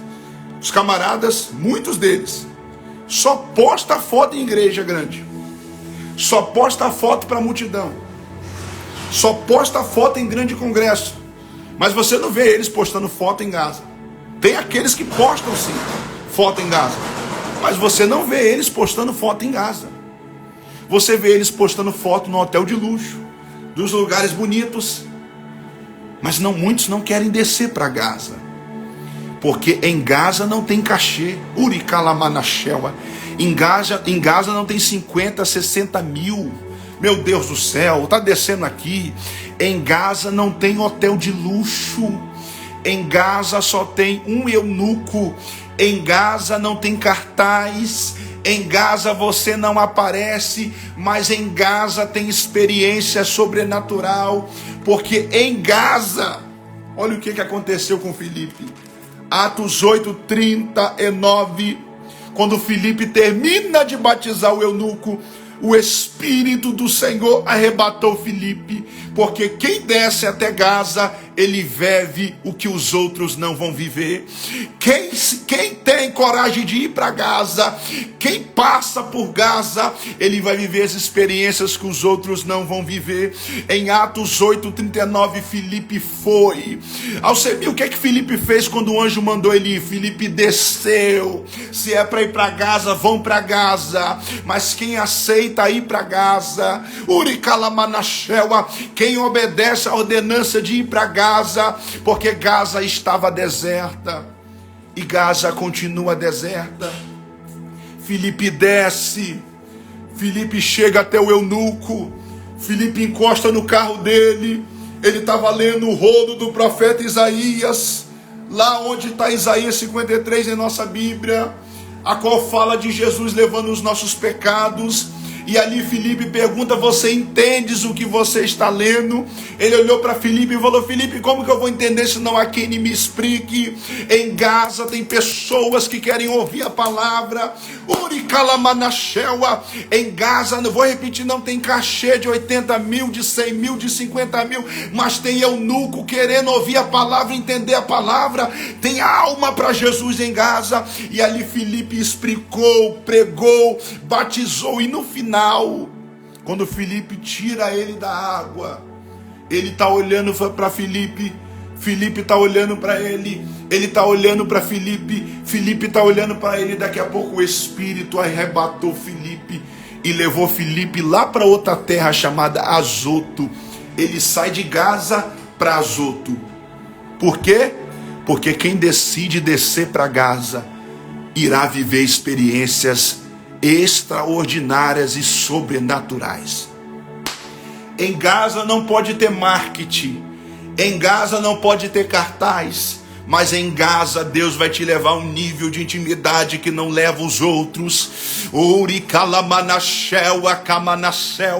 Em Gaza Filipe foi arrebatado, mas calma, não só Filipe vai ser arrebatado, eu e você também seremos arrebatados, não para outro lugar da terra, mas para a eternidade. A qualquer momento nós também seremos arrebatados.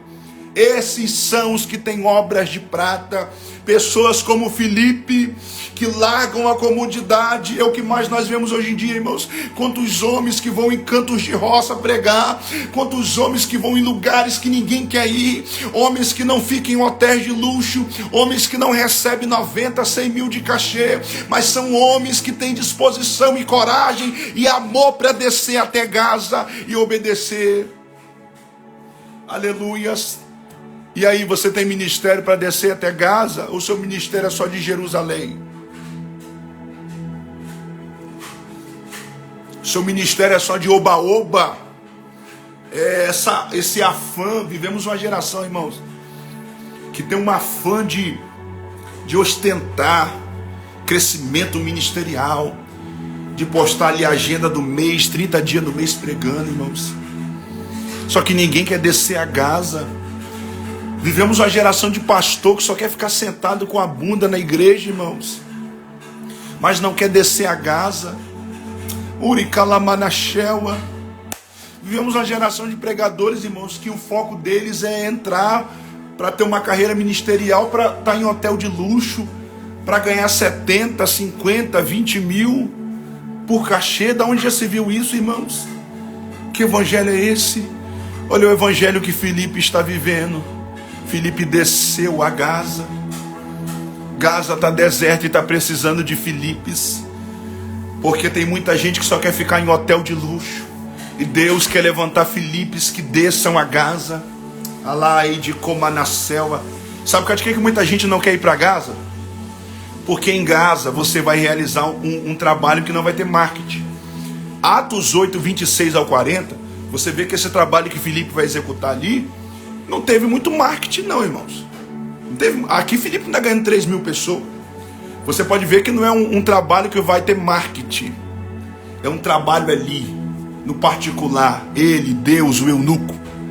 E hoje em dia as pessoas querem se aparecer. Ninguém, irmãos, poucos irmãos, aliás, vou radicalizar também o negócio, mas poucos querem descer a Gaza. A maioria quer esse evangelho aí, só de cartaz. Uricalamanachela. A maioria quer esse evangelho, irmãos, que é uma colônia de férias, é um evangelho de facilidade. Eu fico olhando, irmãos, esse dia eu estava vendo um status de um pregador, e Deus palestrava bem isso no meu coração. Meu filho aí, ó, não quer descer para Gaza. Deus palestrava no meu coração, só quer ficar em Jerusalém, meu filho. A soberba já entrou no coração, não quer ir até Gaza. Aí Deus falava bem assim: meu filho, tem chegado convites para ele ir para Gaza, mas ele não vai mais. Irmãos, tem pregador que ele pergunta: quantos membros tem na sua igreja?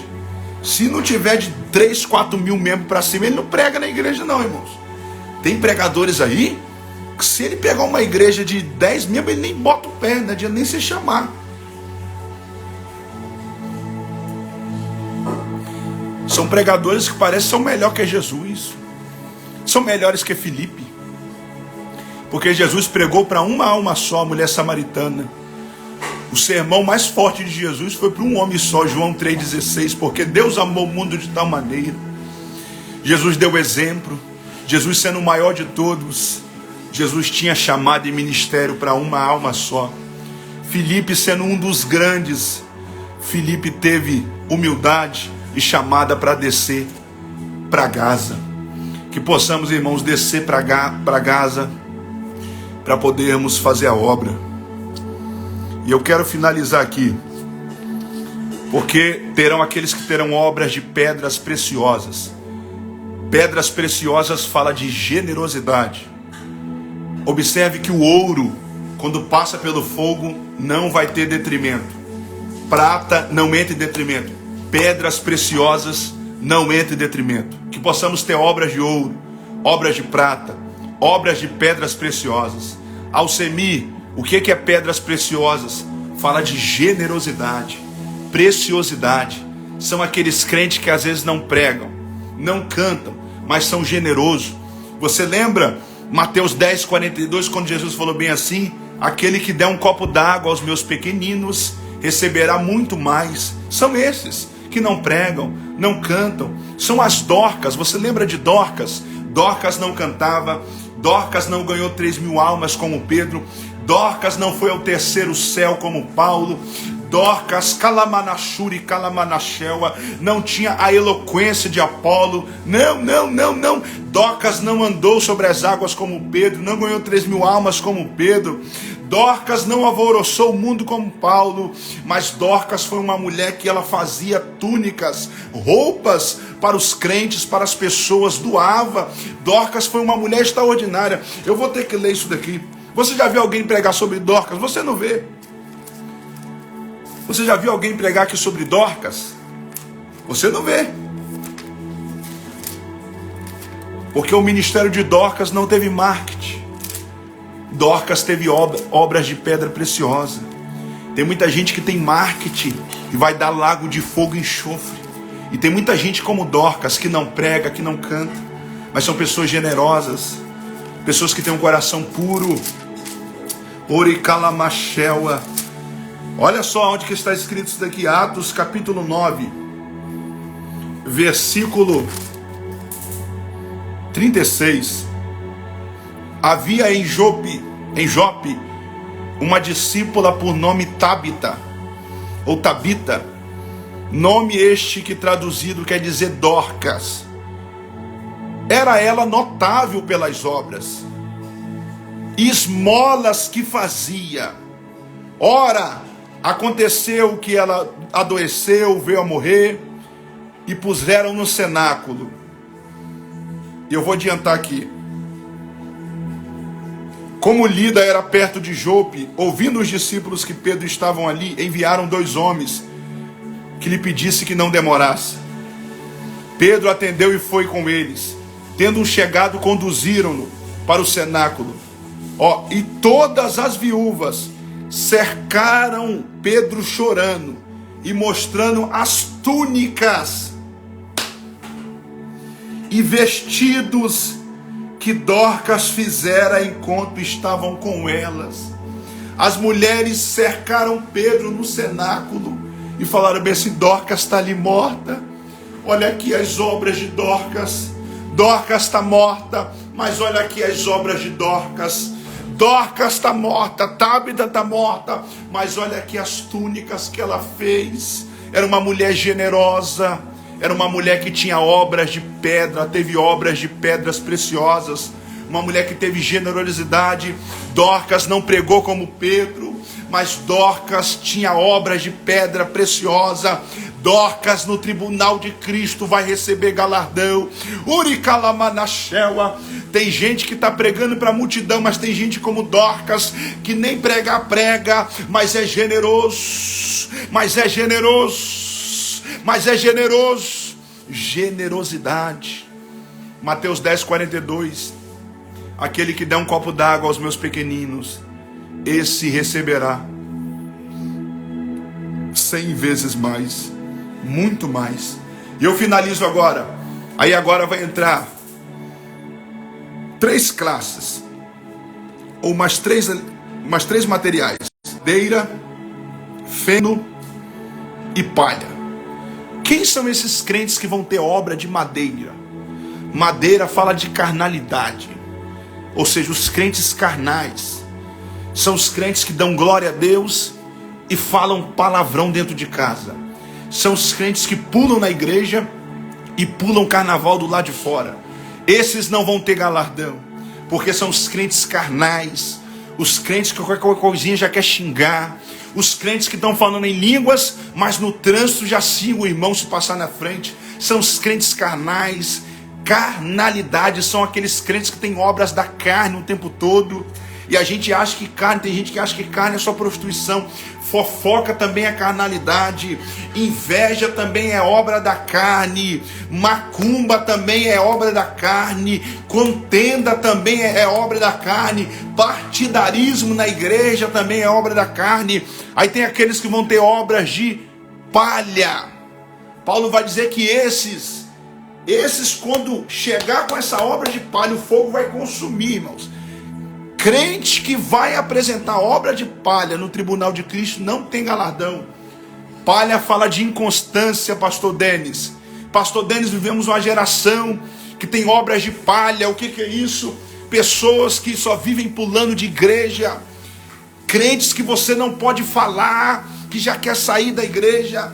Qualquer coisinha é crentes de vidro, cristal, você não pode tocar que já quebra. Crente dodói, crente inconstante. Em um ano ele roda em 30 igrejas. É Deus Amor, é Assembleia, é Adventista. Daqui a pouco está no bar tomando cerveja, ele roda tudo, ele não para. São os crentes levados pelo vento. São os crentes que ele está numa igreja com um pastor. Se ele ouvir falar que outro pastor chegou na cidade, abriu uma igreja, esse pastor revela CPF, cura caroço, desmancha a obra de macumbaria, faz isso, faz aquilo. Ele larga a igreja do pastor dele, larga o pastor dele na mão e vai atrás do outro pastor, porque é crente levado por vento de doutrina, é crente levado por revelação, é crente levado por fogo estranho, é crente levado por falso profeta. Não é crente maduro, crente que é firme em Cristo. Ele não fica para lá e para cá correndo atrás de fulano e de ciclano. Não. Ele tem obra de ouro, ele tem obra de prata, ele tem obra de pedra preciosa, ele não tem obra de palha. Efésios 4,14, olha o que Paulo vai dizer. Efésios 4,14. Olha o que Paulo vai dizer. Efésios 4,14. Paulo vai exortar os crentes de Éfeso. Olha o que ele fala. Efésios 4,14. Para que não sejamos como meninos agitados de um lado para o outro, levados por vento de doutrina, pela artimanha dos homens, pela astúcia daqueles que levam ao erro. Paulo está falando que esses são meninos crentes que ficam seguindo homens, que são levados pelas artimanhas dos falsos profetas. Nem é revelação de Deus e ele já está atrás. Ele nem procura saber como é que é a vida. Tem pessoas que é assim, irmãos. Ele vê a pessoa revelar ali no altar e já bota dentro de casa. Aí daqui a pouco está dando em cima da sua esposa, está destruindo o seu casamento, está bagunçando a sua casa. Porque são crentes, irmãos, que não querem avaliar, meu Deus, os frutos. Eles querem ali caracterizar como profeta pelos dons, pelo tanto que revela, pelo tanto que cura. São crentes meninos, irmãos. Paulo está dizendo, eu estou na Bíblia, Paulo está dizendo, nós não podemos ser meninos, levados para lá e para cá por homens. Estou sabendo que tem fulano lá que está revelando CPF, vamos para lá. Estou sabendo que vai vir um pregador aí que ele revela o RG, vamos para lá. Não é assim, irmãos. Não, isso é ser menino na obra de Deus. Você quer ver mais um exemplo de um menino? 1 Coríntios 3. 1 Coríntios 3, olha, Paulo vai dizer bem assim, eu porém, Paulo também teve que lidar com os meninos. Eu porém, irmãos, 1 Coríntios 3, 1, eu porém, irmãos, não pude falar como espirituais, e sim como carnais, como crianças em Cristo. Leite tive que vos dar para beber. Não pode dar para você alimento sólido. Não pude dar para vocês alimento sólido, porque ainda não pode suportar, nem ainda agora podeis, porque vocês são carnais, são meninos. Aí olha no 3 o que Paulo fala. Porquanto está havendo no meio de vocês ciúme, contenda. Aí Paulo fala, não é assim. Vocês não são carnais? Porque não estão andando segundo aos homens? Porque Paulo enfrentou um problemaço na igreja de Corinto. Na igreja de Corinto tinha grupo de Pedro, grupo de Apolo, grupo de Jesus, grupo de Paulo. Aí Paulo escreve uma carta falando, parem com isso. Isso é coisa de meninos. Você quer conhecer pastor menino? É pastor que cria grupo. Você quer conhecer obreiro menino? É obreiro que faz facção dentro da igreja. Pastor que cria grupo, ele não é pastor. Ele não é homem. Ele é menino. Eu estou dentro da Bíblia. Paulo vai dizer que quem faz isso é menino. Quem fica criando facções. Eu sou do grupo A, eu sou do grupo B. Não existe isso, irmãos. Uri Kalamanachel. E vem Davi dizendo, ao quão bom e suave é que os irmãos vivem em divisão. Jesus diz, quem não ajunta, espalha. Ao quão bom e suave é que os irmãos vivem em união. E Paulo está dizendo, eu tenho que ficar dando leite toda hora a vocês, porque vocês não podem se alimentar de alimento sólido. Sabe o que é isso? É você o tempo todo ter que ficar falando bem assim, faz isso não, você tem que orar, você tem que jejuar, não era para você ter feito isso não, era para você ter vigiado com o irmão, era para você ter vigiado com a irmã, você tem que pedir perdão. Quer dizer, as coisas simples, irmãos, é os rudimentos da fé. Olha o que está aqui em Hebreus aqui também, ó. O escritor dos Hebreus também teve que lidar com os meninos. Olha que forte isso daqui, ó. Hebreus 5, 14. Olha o que está escrito aqui em Hebreus 5, 14. Deixa eu ler para vocês rapidinho aqui para me finalizar a live. Hebreus 5, 14. Olha que forte isso daqui. Hebreus capítulo 5, 14. Ó. Paulo vai... O escritor dos Hebreus fala bem assim. Pois, verso 11, a este respeito, porque em Hebreus capítulo 5, o escritor dos Hebreus está falando sobre Cristo como sumo sacerdote, segundo a ordem de Melquisedeque. É uma coisa profunda. Aí o escritor dos Hebreus fala bem assim, olha que forte. Eu não posso, a respeito disso, falar muitas coisas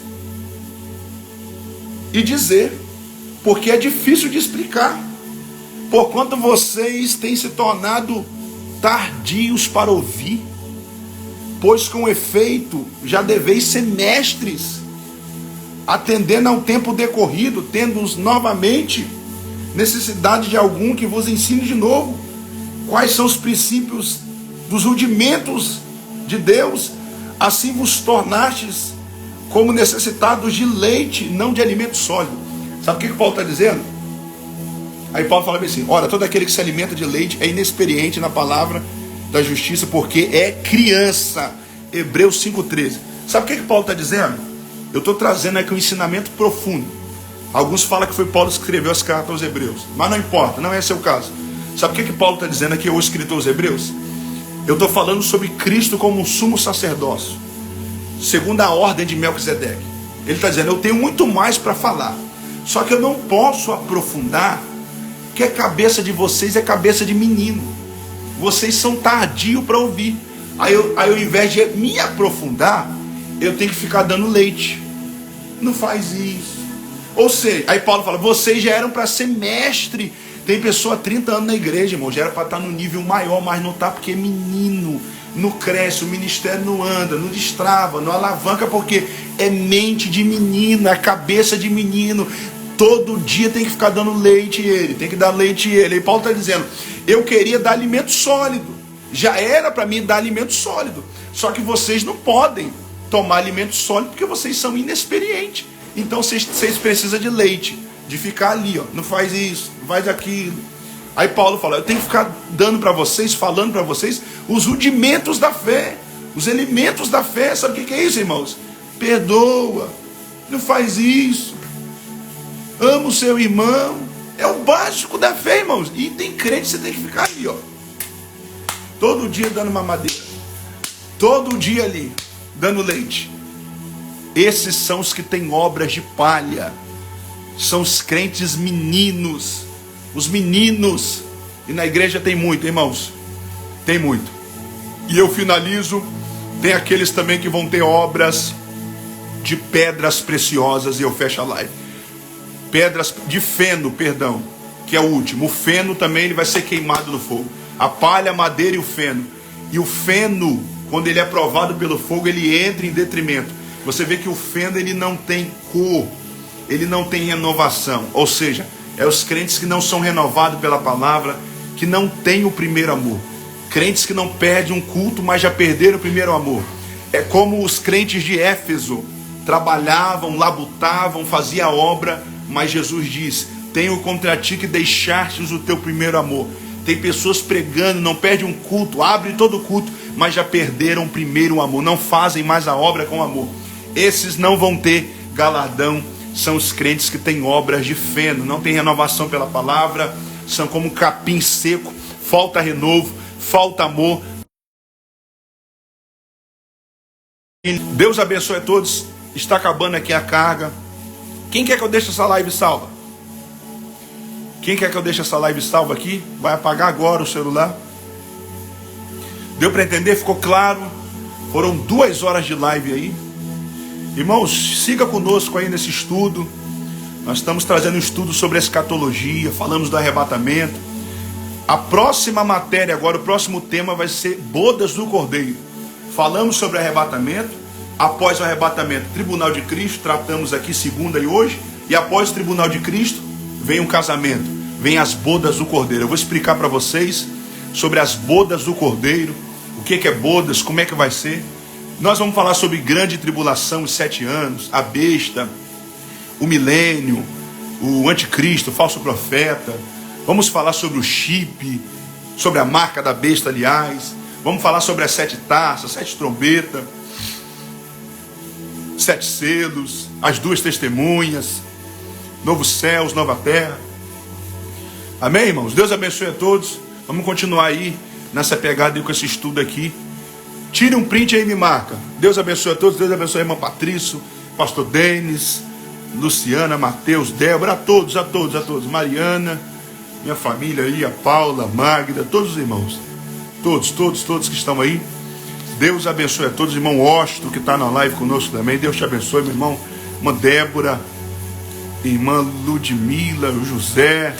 Deus abençoe a todos, irmãos. Deus abençoe a todos. Deus abençoe a todos. Fiquem na paz, em nome de Jesus Cristo. Eu vou deixar salvo aqui.